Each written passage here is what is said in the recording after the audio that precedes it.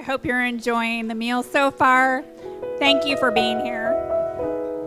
I'm Heather Patrick, the president and CEO of Prevent Blindness Texas.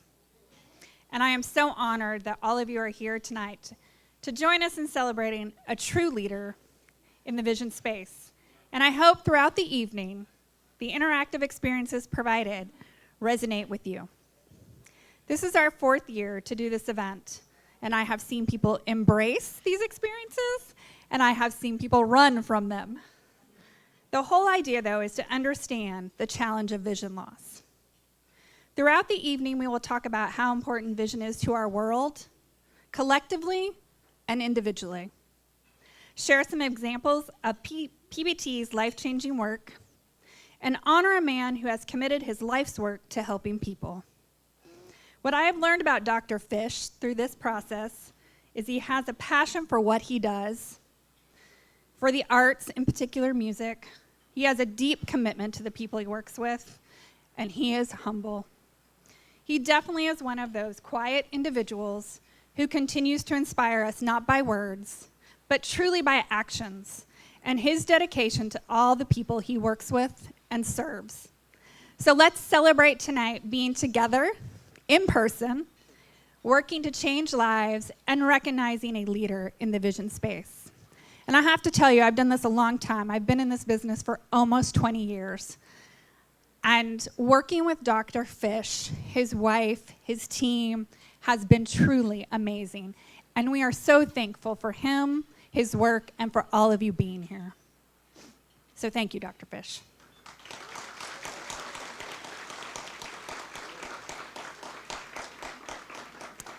So you'll notice there are blindfolds. So, take it upon yourselves. We will have some required blindfold activity later, but there's nothing stopping you from doing some challenges, checking it out. And throughout the night, the lights will go dark. So just be prepared. The mission of Prevent Blindness Texas is to prevent blindness and preserve sight. Our vision is vision, making healthy eyes a priority in Texas. As we get ready to close out this fiscal year, which for us ends in March, we will have served almost 35,000 people. What does this mean? What do? We help communities learn about and invest in vision and eye health. We provide preventative services, expertise, education, navigation support, financial resources, and partnership. For example, we trained and certified almost 200 individuals in the North Texas region that helped screen more than 21,000 children. Schools are losing nurses on a daily basis. This is a major barrier to care. We provide support to close that gap. It means that we work with 70 partners across the state just to do a survey over the last year of parents to see what barriers to care were. Do you know what the number one barrier to care was? Cost. 70% of those parents also indicated they wanted more information about eye health. They didn't know enough. Over the last 2 years, my team has never stopped working. Never. We worked with our partners and with our clients to see what they needed throughout the pandemic and now. And we came together to make that happen. We have continued to achieve our goals towards our strategic plan, deepen partnerships, create new partnerships, serve more clients, and ultimately increase the impact we have in every community we serve. And we serve the entire state of Texas. There are 8 of us on staff. We serve the entire state of Texas and serve 35 individuals. So I'd like to take a minute now to recognize my staff. They are amazing. Please stand up.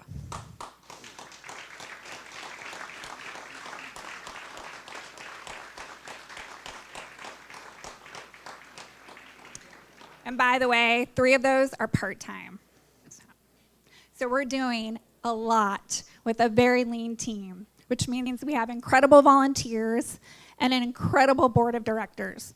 Again, I've been doing this a long time, and I've worked with hundreds of boards, and this one by far is the best. So I'd like to recognize 2 prior board members who continue to support PBT. That's Dr. A.B. Coburn and Dr. Ann Stout. Please stand.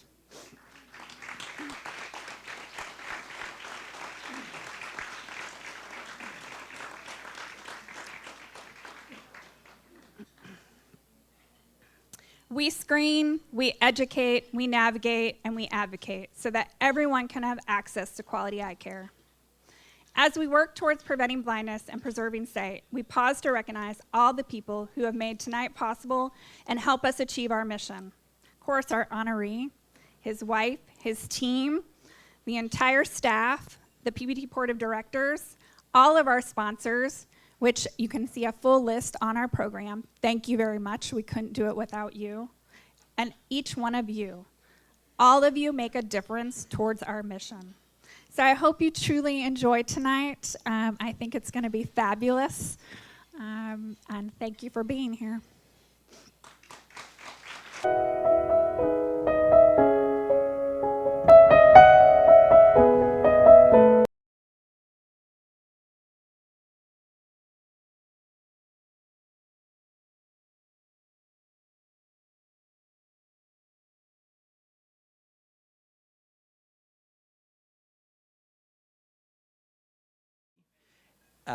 In medicine and his ability to interact with, treat, and cure patients. So it's no secret in our group that patients that see Dr. Fish stay with Dr. Fish because they like Dr. Fish. So Dr. Fish isn't at Office X, but they travel a long distance to a different way because he is compassionate, he is caring, and they know it, and prefer to stay with Dr. Fish, both for his expertise in what we call medical retina, in other words, seeing patients in the clinic, and then particularly surgically or in the OR, fixing retinal detachments and doing the hard, difficult, advanced surgeries that we do. And a testament to that is all the community of both retina specialists that you see here in this room, other medical doctors, ophthalmologists, eye care professionals. Everyone who's here is here because of Dr. Fish's compassion and care for his patients that has spanned 40 years. It is unbelievable. And so it is difficult to do, and he has pulled that off. So we definitely applaud him there. And then, but besides the dealing with patients and being a compassionate leader in retina and ophthalmology and within our group and seeing patients, he is a Renaissance man. Many people claim to be a Renaissance man, but he truly is. And that's another thing that you can see. Just look around. There are people that are in the photography world, the fine arts world. There's musicians everywhere here. And his two particular interests are photography. And in particular, when you go to our offices around, there's these beautiful, beautiful pictures that are up that he has taken that sort of take you away from the daily life of the grind of seeing patients and working hard. And in particular, there are these Icelandic photos of Jökulsárlón, Icelandic pronunciation, sorry about that, and Gaifoss and Geyser, these places in Iceland that are beautiful waterfalls and an ice barrage that's coming down into the water that Dr. Fish has captured that are available for both patients and doctors to see. So it's a little bit of a takeaway, a respite from the sort of routine of daily clinic. Obviously, he's a fine musician, plays in jazz bands, has always been a great musician, has a wonderful drummer, and many of his fellow musicians are here tonight, and so that's another tribute. So that is the true Renaissance man. Also, his book, The Blind Musician, right here, another testament to Dr. Fish. But all these wonderful things and compassionate care and seeing patients and training and surgical expertise are never possible without firm roots in family. And so he has two wonderful children, Allison and Christopher, that couldn't be here tonight, but are in their mid and upper 20s that are extremely successful, well-rounded individuals, both in the arts and in the sciences, just like Dr. Fish as well. And then his mother and father are here tonight as well to join us. Yes.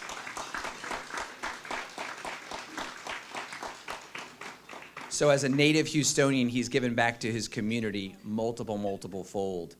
And then lastly, his home run, Marie, his wife, who's here tonight too. So, yes.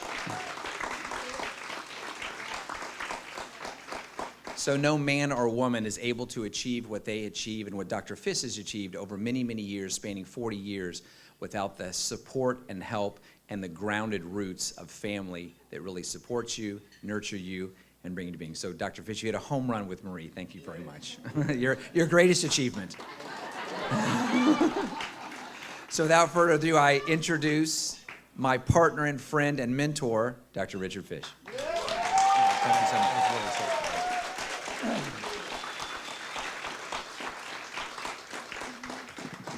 Thank you, James. That's really very kind. Is there salmon on my tie?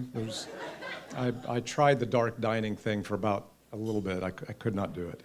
All right. Well, I'm very grateful to be here tonight with you. I'm very grateful to have been asked to speak and the honoree and all that sort of thing. But before we get started, I just have one announcement. Ooh, that's no good. Sorry, that jumped the gun a bit. There will be a part of this lecture that goes much better with tequila. So, if the servers have your tequila shots, if you guys can, giddy up on that, I'll let you know. There'll be plenty of warning, but yeah. Anyway, tequila shots are coming.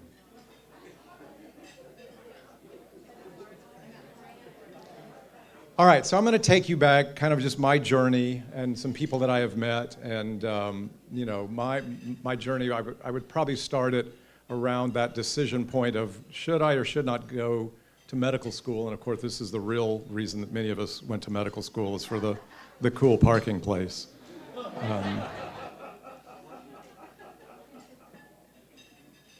So 1981, I get my acceptance letter from Baylor College of Medicine. It was a big day.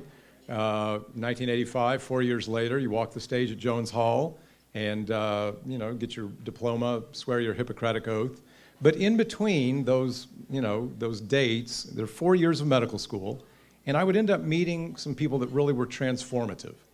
Many of you know both of these people. On the left is John Davis. He's a bass player, an ophthalmology resident when I was in medical school. And I played in a band with John, and he said, you ought to check out ophthalmology. I said, okay, I'll check out ophthalmology. So my very first day of my ophthalmology rotation, I was greeted by my very young professor, the guitar player on the right, Bose Hamill, and he taught a little 3-day course and said, I think you ought to do ophthalmology. I said, I think I'll do ophthalmology. And then years later, I ended up playing in a band with Bose. So it was a very neat circle of things that sort of came around. Also from that era, there are a handful of us in this room that know and miss and cherish our time with Frank Kretzer. My professor from medical school, cell biology, ophthalmology, histology. This picture was taken shortly before he passed away of pancreatic cancer. Just an absolute memorable, sterling, wins teaching awards every single year, and was just a fantastic influence on me. I got to work in his laboratory as a medical student. And then there was this guy, Milton Boniek. I would say probably thought that I was not a terribly memorable soul at the time. I was sort of determined to go into ophthalmology, and I was one of, I think there were 23, Ann or Tim could correct me, there was a lot of people in our medical school class wanted to go into ophthalmology. I rotate with Milton Boniek, and I want to distinguish myself. And so he used to tease me about my last name and say redfish, bluefish, and stuff like that. So right at the end of my rotation, I wrote a bunch of poems in the style of Dr. Seuss and illustrated it in the style of Dr. Seuss, and I gave it to him. And actually, when he walked in the door tonight, Milton brought copies of this illustration, and it's just every time I see Milton, I just grin ear to ear. He was a completely transformative figure in my very early development, and I'm so, so grateful that he's here to join us tonight. So in 1986, doing my internship at Baylor, and yes, there was a hospital that was named after a Confederate general, and it afforded a wonderful view of downtown Houston. And from the rooftop of Jefferson Davis Hospital, we were able to see this very cool show, Rendezvous Houston in 1986, right straight down Allen Parkway. So then I'm off to Birmingham, Alabama, residency at the Eye Foundation. And it's right around this time that, I start collecting things. So I've collected all sorts of things. Amongst them, back in the days before Google, internet, and everything, many of us carried around what we called our peripheral brain. And so the drug companies would give you this little notebook, and you would fill it with all sorts of things, and I drew little pictures of neurological pathways and optics formulas and everything else. And if you were called upon in a round setting to answer a question, you couldn't just look it up on your smartphone. You'd pull out your little peripheral brain and hopefully find the answer. But right around this time, I also started collecting letters and memorabilia and pictures and stuff. And so from that era, my residency, the memorable folks that I remember were folks that I operated on as a resident, a patient with keratoconus on the left and a little girl with retinoblastoma. But a memorable soul from that time was this guy. Luke White was my junior resident, so a few years behind me in the program, but 2 days before I left for my fellowship, wrote me the most incredible letter that I got to revisit. And it's just filled with affirming, wonderful things and filled with quotes from the great physician, Sir William Osler. And anyway, he passed away way too young of complications from diabetes. So, from that era, there are a few memorable cases. If you are squeamish, I would suggest taking out your blindfolds and putting them on, because the next little bit is a little gruesome. It was a call night, and Luke White called me and said, "Your worst nightmare has come true, but bring your camera." And so, in the lower right there, this guy with a knife injury right through his eye was very common in a high-volume surgical practice like ours, or surgical residency like ours. We saw a lot of this stuff, and pencils and knives and fish hooks and all sorts of things. That was pretty common in Birmingham. That's it. Oh, by the way, that was not the tequila part. The tequila part is coming up. So then off to San Francisco. I was there during the great earthquake, and my mentors, Wayne Fung and Mike Allen, were super, super cool guys. This was an extremely sad but very, very memorable case. So this was a 34-year-old nurse who said that after she used some over-the-counter Clear Eyes eye drops, that she became blinded. The eye drops were tested, and you can see that she's got really bad conjunctivitis in the right eye and a corneal scar in the left eye. They found that the drops had in fact been tampered with. They had lye, sodium hydroxide in them. The FBI gets involved. Yep, the drops have been tampered with, but no other lots and no other bottles were affected.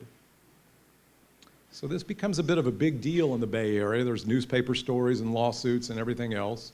And as her corneal burns kind of healed up, we were able to look in the back of the eye at the retina, and very sadly, she had very large retinal burns as well. So this shows you in both eyes, very round, circumscribed retinal burns, both eyes very symmetrical. And there's really no medical explanation for this. The front of the eye and the back of the eye are not on speaking terms. So you can't burn something in the front of the eye and get something in the back of the eye like that. So an optics expert was called in, and he calculated that it was likely that this poor patient had probably stared at the sun with a pair of binoculars to get those retinal burns. In the almost 40 years that I have been involved in ophthalmology, I have had exactly one patient come in with a seeing eye dog, and you would think that we would see those occasionally, and we just don't. But this patient would always come in with her seeing eye dog. In fact, she became kind of a community leader and an advocate for guide dogs. We think, we're not sure, but we think that she might have had what's called ocular Munchausen syndrome, which is where you deliberately inflict something upon yourself for some sort of gain, either attention or monetary gain or something. So a memorable case, even though extremely, extremely sad. So for a few years, I was on the faculty at UT Southwestern in Dallas. That's when Dallas actually had a football team back then. And also the book depository had been configured to look like it was in 1963 because JFK was filming around that time. And my most memorable eyeball, or eyes, was this. The ophthalmologist in the group, totally fair if you know what this is, just shout it out, but this is a patient who was at Parkland Hospital and has what's called polychoria, multiple pupils, absolutely no eyelashes or eyebrows, and nodular lesions on the hands. Major will know this one. Anybody? This is Mycobacterium leprae. This is leprosy. Hansen's disease is what we would call it now. One and only case, never seen it before or since. Very memorable patient who we were able to treat with antibiotics for his Hansen's disease. But in terms of memorable souls, these were very memorable times. So Jack Oran was a patient of mine. His eyeballs weren't terribly memorable. He had diabetic retinopathy, but pretty mild. But on his left arm was a tattoo, 80629. And he was a survivor of the Auschwitz concentration camp. He was the subject of a book, a Mengele experiment, where it goes into great detail about some horrific things that Dr. Mengele had done to my patient when he was a prisoner at Auschwitz, including castration and other things that I sort of won't go into. But just talking with him about what it was like to survive and be liberated from the Holocaust. And some years later, some of you may know this woman on the right. Helen Collin was the proprietress of the jewelry store that's on the second floor of Smith Tower. And she also was a Holocaust survivor. And I saw her as a patient once. And again, just listening to the story of her time there, but in particular, her story of her liberation was just a really moving experience. Well, in '92, I moved here to Houston. Back then, we could fit all of our staff into one photograph. Everybody from insurance and photography and everybody, the entire staff is right there. Proudly, I am able to say that there are two people that are here tonight that were in this picture, and I'm very grateful for my colleagues, Eric and Leela, who have been there this whole time. Also back in that day, weirdly, they let children practice ophthalmology, and so we have a picture of this little nursery school retina practice on the right. But a memorable patient from that era, in 2000, I saw a 15-year-old who was hit with a soccer ball in the right eye. This resulted in a macular scar, a traumatic macular hole. I did surgery on this patient, sealed up the macular hole. The patient ends up with 20/40 vision. There's still quite a bit of scarring, and it leaves the fovea pretty intact, but this person ended up continuing to play soccer in college at a varsity level, goes to medical school, does an internship, residency, fellowship, is now a practicing physician in orthopedic sports injury medicine, and every time this patient comes in for a follow-up, it's just like, oh my God, you just make my day because your story is so cool and you were able to, complete medical training. It's been a really neat experience every time I see this person. So I've been very fortunate to see some family members over the years. I've seen my mom and dad as patients. I've seen my cousin as a patient. I have seen my wife as a patient. I have seen band directors as patients. I've seen my high school band director on the left and a guy that was in a band, the director of the band I was in a few years ago. I've also had some really weird coincidences. On the photograph on the left is Richard Fish and his son, Christopher Fish. The photograph on the right is my patient in the chair with the green bracelet, Christopher Fish, and his father, Richard Fish. What are the odds? Sometimes you'll meet somebody who's a patient from your alma mater. This guy, right before we put him to sleep, said, oh yeah, I went to UT, and the anesthesiologist went to UT, and we posed for our little Longhorn moment right before we put him to sleep and did a buckle and a laser in the other eye. So sometimes you meet people from your alma mater, sometimes from another school. This guy ended up going to OU, but before he went to OU, when he first came into my office, he was 12 years old, and he had a t-shirt from Spring Forest Middle School. I said, that's weird. I went to Spring Forest Junior High, same school, many, many years apart. Really cool kid. He had a very interesting eyeball too. 12 years old when I first saw Chris, 2200 from these weird exudative lesions. We would call it Coates disease. in the right eye, and then a macular hole. So he underwent a laser and then a vitrectomy surgery, face down position. He sent me these pictures of him as a 12-year-old doing his face down positioning post-op. And every time I see him, he's now a big wig in Atlanta, all grown up, and really cool dude. I love this guy. So, you know, every time we operate, I get a little sticker and I write down the case. And mercifully, the vast majority of cases that we do turn out well. And then there are a handful that don't turn out well, but they're memorable nonetheless. So this is another Chris from 1997. He was 17, like the picture's up in the top. And he came in with a retinal detachment, 20/40 vision, and underwent what I thought was a pretty uneventful sclerobuccal vitrectomy surgery. This is him on the bottom. It's probably about 3 months ago for his post-op visit. So post-op, everything went fine. He had a gas bubble, the gas bubble lifts, and it becomes obvious that he's suffered a massive central retinal artery occlusion. The pressure in the eye never got high. We have no idea how this happened.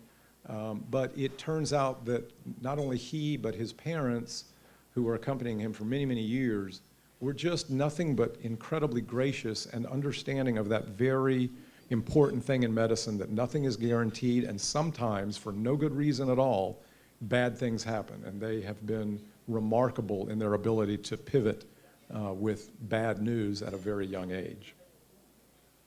I have a particular fondness for World War II era patients, and this guy was one of that era.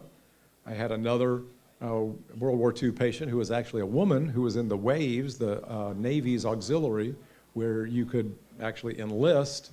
They didn't see combat, but this is her in her uniform in that middle picture. And this is a patient that we lost not too long ago, another Navy guy, just a really, really sweet man and the father of a very dear friend of mine. And their numbers are obviously diminishing all the time. So we have a fair number of rural patients, and this guy, Mr. Hales, every time I used to see him, he must have thought that I just had a ton of money. So I'd come in and give him his injections, and he'd say, "Well, Doc, when are you going to buy me that tractor?" And I said, "Well, why would I buy you a tractor? I'm not going to buy you a tractor."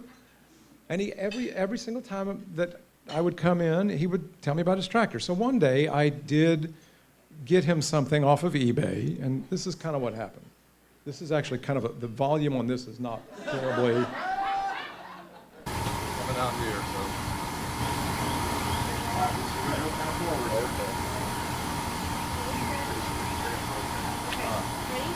Ready? All right. Hey, wait, no. This one hasn't got a cab on it, dog. Oh, look, no. This is Did I not get the right John Deere? Yes, sir. You came very close. Very close. I absolutely love that guy. And some other people that I absolutely adore, the Baileys, who've been coming in forever. Mrs. Bailey would always make this divinity. They have really, really bad macular degeneration. Each of them is legally blind in both eyes. And you would never know that by just this incredibly radiant, cheerful attitude that they both come in with every single time, and laughing. And every year, Mrs. Bailey bakes me an anniversary cake. So I think you can see 7 and 8 and 10, and that 10-year-old cake that's probably about a 6-year-old picture. So they're going on, I don't know, about 16 years of being patients, and their attitude in the face of adversity has really taught me a great deal. So I have had celebrity lookalikes. I have actually had some local celebrities. Keith knows Dave Catney. He was a patient of mine for many, many years ago. But this was the absolute greatest celebrity encounter I've ever had. So my colleague, many of you know Silvio Orengo, got me a photograph autographed by this guy. And then one day calls me and says, "Would you like to see Fred Hayes?" I said, "I would love to see Fred Hayes." Fred Hayes was the lunar module pilot on Apollo 13 that came back to Earth, and memorably depicted by Bill Paxton in the movie. Came in, had not that much wrong with his retina, but I think Sylvia kind of thought that I would geek out by seeing him, and that's entirely true. So we, sent him on his way, he had a great exam, and it was just a real thrill to meet a real Apollo astronaut. Well, it turns out that back in the day, before HIPAA was really kind of a strict thing, I might or might not have occasionally glanced at the OR schedule to see who was on deck for the next day. And I might or might not have seen that there were some people on Doug Koch's schedule at one point, including Alan Bean on the left, lunar module pilot of Apollo 12, and Gene Cernan, the very last person to walk on the moon, Apollo 17, the commander. And I might or might not have slipped into the pre-op area to shake their hand and tell them how much that they meant to me as a kid who just adored all things about the space program. And Doug, I'm very grateful that you didn't kick me out immediately from behind the curtain. I wish I could claim that this guy was my patient, but Marie and I did get to meet Stevie Wonder a few years ago backstage at a concert, and that was right around the time that I published this book. By the way, there's like a ton of these books. Please make sure you get a book on the way out. But I thought I would pivot a little bit and just talk a teeny bit about this book, because it was a real labor of love for me to just try to figure out why are blind musicians so incredible and what are their stories. So there's a lot of stories in the book of blind musicians throughout history. What did they have? What would we do about them today? Perfect pitch, all sorts of stories. But I thought I would just share a few highlights. The theme of a blind musician in artworks is really old, and you see it over and over again. So you'll see blind musicians in the tomb paintings in ancient Egypt, a Rembrandt etching here in the middle, and then the blind guitarist, which is a Pablo Picasso painting from his blue period. And you just see this theme throughout the history of art. Interestingly, there is an ensemble of blind Ukrainian minstrels who were active in the late 19th, early 20th century, who played folk instruments. You had to be blind in order to get into this guild. And there is a story that Stalin lured them back to Ukraine to exterminate them by saying, famously, what do musicians want? We have a gig for you. And he lured them back to Ukraine and exterminated all of them. Ray Charles, this is one of the few photographs you'll ever see of Ray Charles without his dark glasses. He had both eyes removed due to congenital glaucoma, and this helps me illustrate that there are certain diseases now, congenital glaucoma, also what Stevie Wonder had, retinopathy of prematurity, that thanks to the immense efforts of people in neonatal ICUs, pediatric ophthalmologists, all the people that bring resources to bear, including PBT and other organizations, that screening for these conditions that blinded two of the most prominent blind musicians in our history, are basically unknown in the developed world now.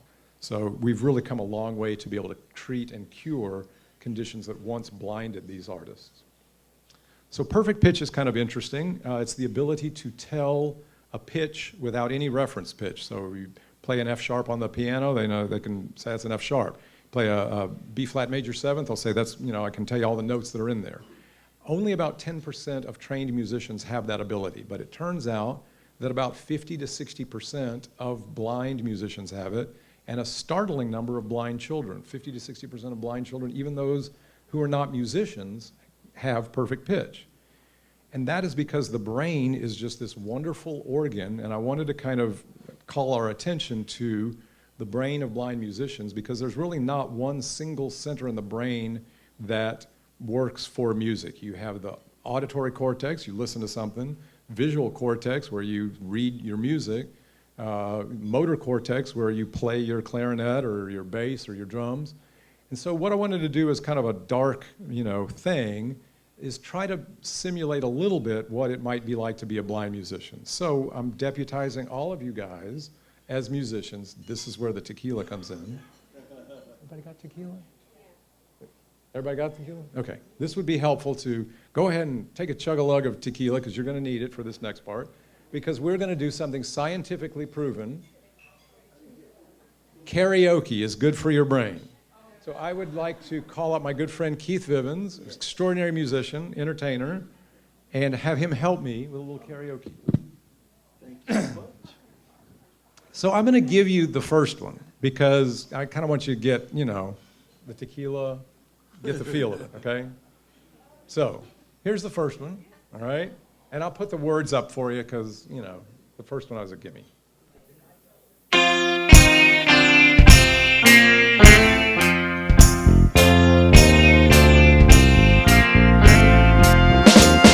Like a fool, I went and stayed too long. Now I'm wondering if your love's still strong. Ooh, baby, here I am, signed, sealed, delivered. I'm yours. Then that time I went and said goodbye. Now I'm back and not ashamed to cry. Ooh, baby, here I am, signed, sealed, delivered. I'm yours. Here I am, baby. Signed, sealed, delivered. I'm yours. Okay. Yeah. Everybody got the hang of it? Okay. Now, what happens? So you either, if you're a blind musician, you either have to have a prodigious memory, which every single one of them has. Every song you've ever played, if you're a blind musician, is by memory. You can't read music. Maybe you have Braille music, but then you've got to store that in your memory. Or maybe you do like what some people do in karaoke, which is you have to listen really hard because maybe you'll get a little bit of a clue about what's next. So this is kind of our little simulation. This is the second verse from a song that many of you know, Come Together. Jeff Jackson, this is your cue to shut up. So I'm going to give you the first part of it, and then we have to figure out what's coming next, okay?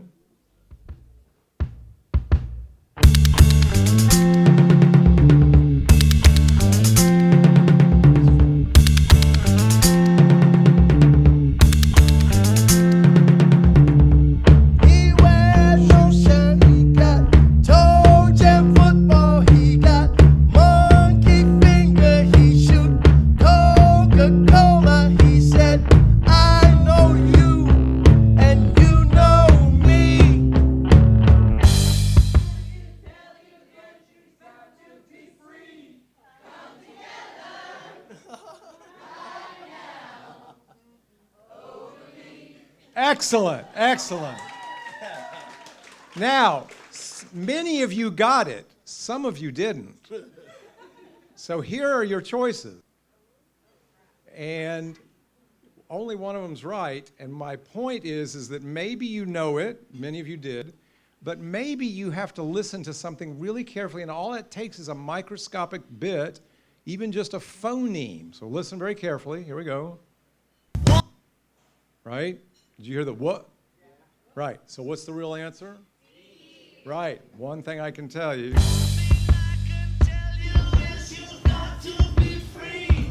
Come together right now over me. Okay. This one is the hard one. This is like the final Jeopardy question. So the year is 1976. It's a bicentennial year, and all of us are huddled around our radios trying to figure out what are the lyrics to this dang song. So many of you know what the lyrics are, but I would prefer, I've told Keith, to sing it the way you thought when you first heard the song, because it's really hard. There was no Google, you couldn't look it up. So let's do this. Sing it the way you remember.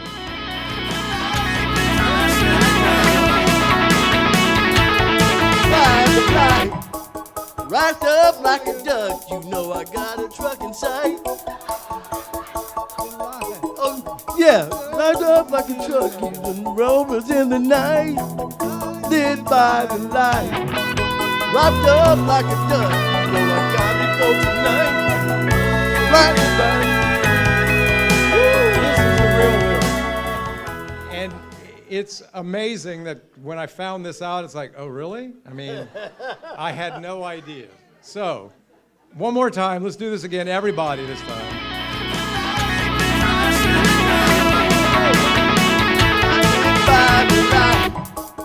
Wrapped up like a deuce, another runner in the night. Blinded by the light. Wrapped up like a deuce, another runner in the night. Blinded by the light. Wrapped up like a deuce, another runner in the night. Blinded by the light. Wrapped up like a deuce. All right. Keith Nivens. Hey!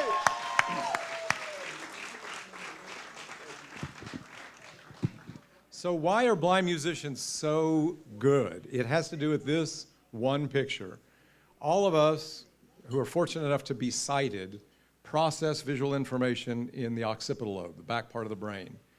People who are blind have no ability and no connection or no input into that occipital lobe. So you can do a functional MRI study, and there have been studies that have looked at this, looking at a blind musician and see that the areas that are getting activated, the areas that have the most blood supply, are in that occipital lobe.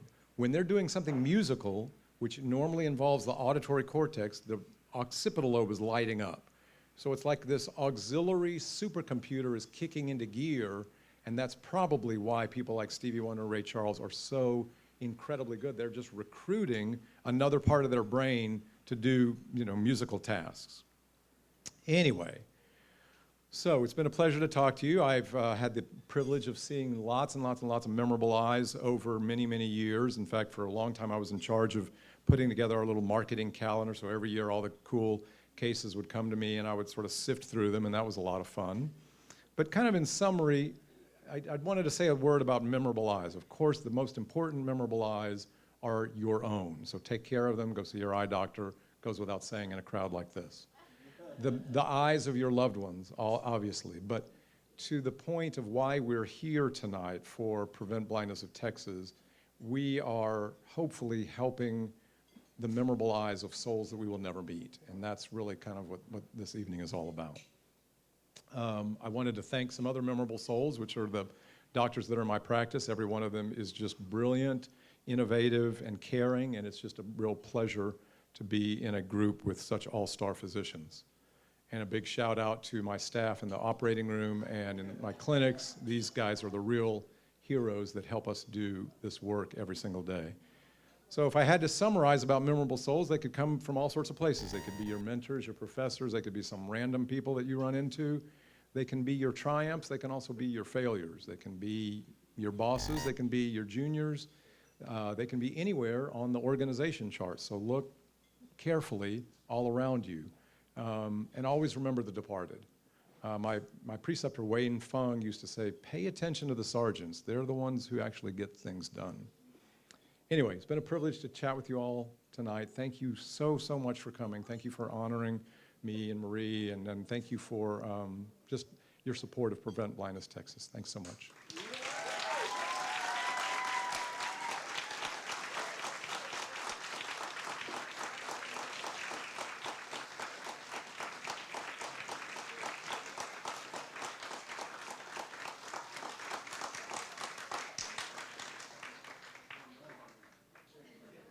So if I could have Dr. Ann Stout come up, please.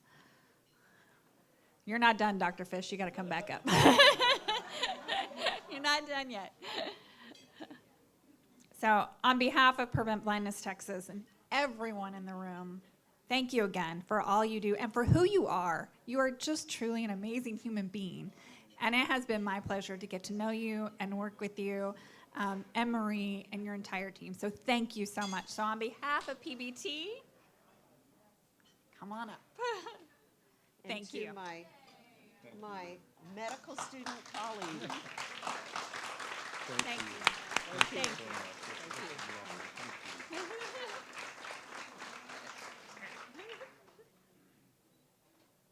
Thank you. All right. So we're going to let everybody's champagne glass get filled. Everybody find their blindfold. So I'll give you about 2 minutes, 3 minutes. Get ready. And then we have one more thing tonight. And in the meantime, don't forget, check your texts because you're getting alerted if you've bid. If you haven't bid, there's still time. All right, so I'll come back in about 2 minutes or so. So get your blindfolds, get champagne, and then we have one more thing. All right, blindfolds on. Well, I'll give you I'll let you can take your champagne glasses in your hands. Blindfolds on. Glasses up. Here's to Dr. Fish for all the wonderful things you've done. and for everyone in our lives that have led us down a path, transformed our lives, have been memorable souls in our lives. Here's to them too. Thank you for being here. Congratulations, Dr. Fish. Thank you.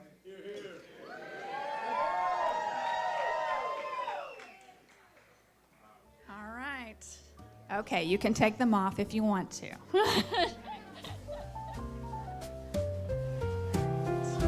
All right, you got about 5 minutes until the auction closes.